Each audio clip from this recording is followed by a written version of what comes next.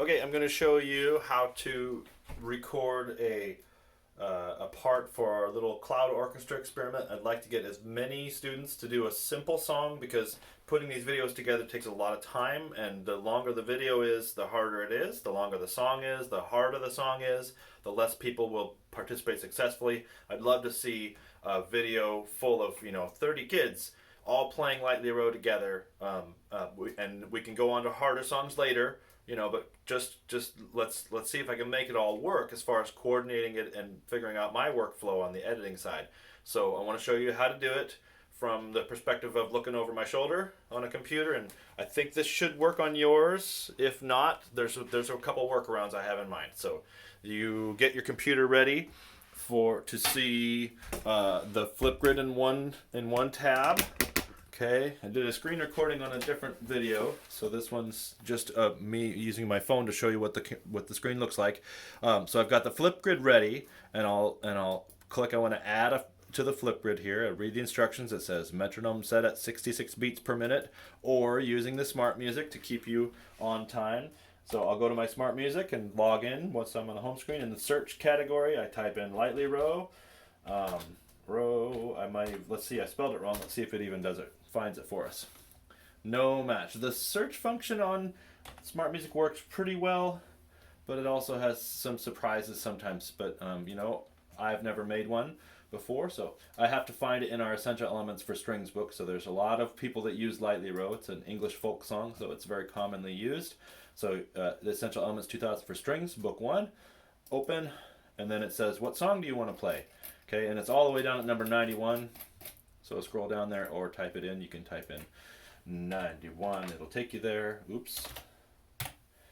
And 91. I'm going to do the duet part, and it's a duet. It has A and B. Whether you click on A or B, you can see both parts. So it's just reminding you that they've added a new feature called Sticky Settings. So I've got Lightly Row ready to go, and I've got my headphones ready to go. And I've tested it just to make sure it works. Let's press play and I can listen to it. These are the headphones. Let's see if I can pick it up on the microphone. I bet you can hear that. So it's got the click with you, keeping you honest on your steady beats, because even though you might feel like you played it perfectly, oftentimes you have a small mistake that makes it hard for us to put them together. If we're going to do a cloud orchestra, everybody's videos jammed together, we have to be exactly perfect. Which, in all honesty, it's super important for video, but you know what? It's super important in general, so we should be able to play just about perfectly. 95% accuracy in the rhythm department, maybe. It is super important. Video just might be the thing that teaches us that. Who knows? So, or maybe you already know it. I'm sure you already know it. This one is not the beginning. I'm curious, if I hit play again, is it going to start at the beginning again? No, it's starting here. Also be careful of that, right? Okay, so I want to make sure it's starting at the beginning. So I'll click on that measure or this note. Oh, look, you can do all this stuff. What does that do? That tells you what string and what finger. Oh my gosh, I didn't even know about that. Wow, Smart Music, you have a great service. And then it plays the note for you, I bet. I wonder if you heard that. Wow, what a powerful service. You guys should be using this.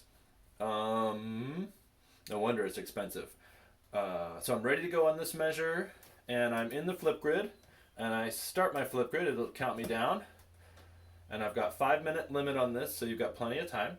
So you get your Lightly Row music ready to go, and I suppose you should look at me now. Hi.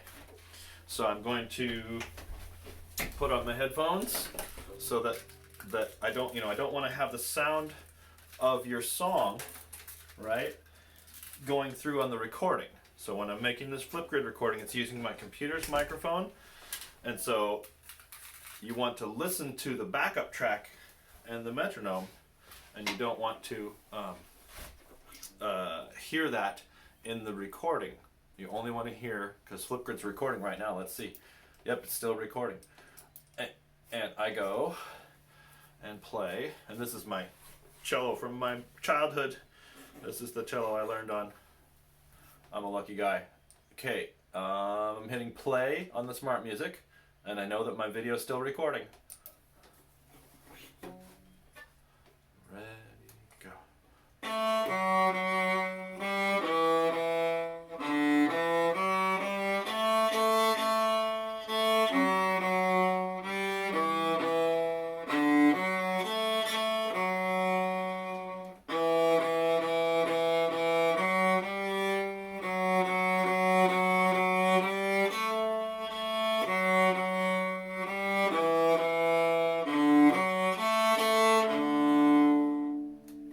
Okay, and then I go back to the Flipgrid.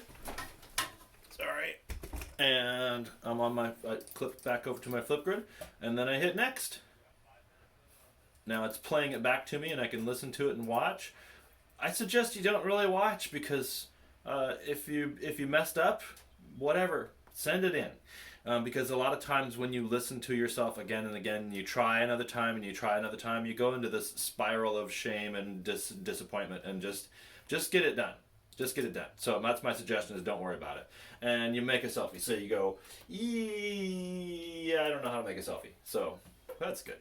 Fine. And I mean, I know how to make a selfie, but I'm just not really interested, I suppose. Okay, set your instrument in a safe place. Takes a while to load. Send it up to Flipgrid. And cool. And you say yes, and a link if you need it, and it says great. If you want to download your video, you can download your video and save it yourself as a backup.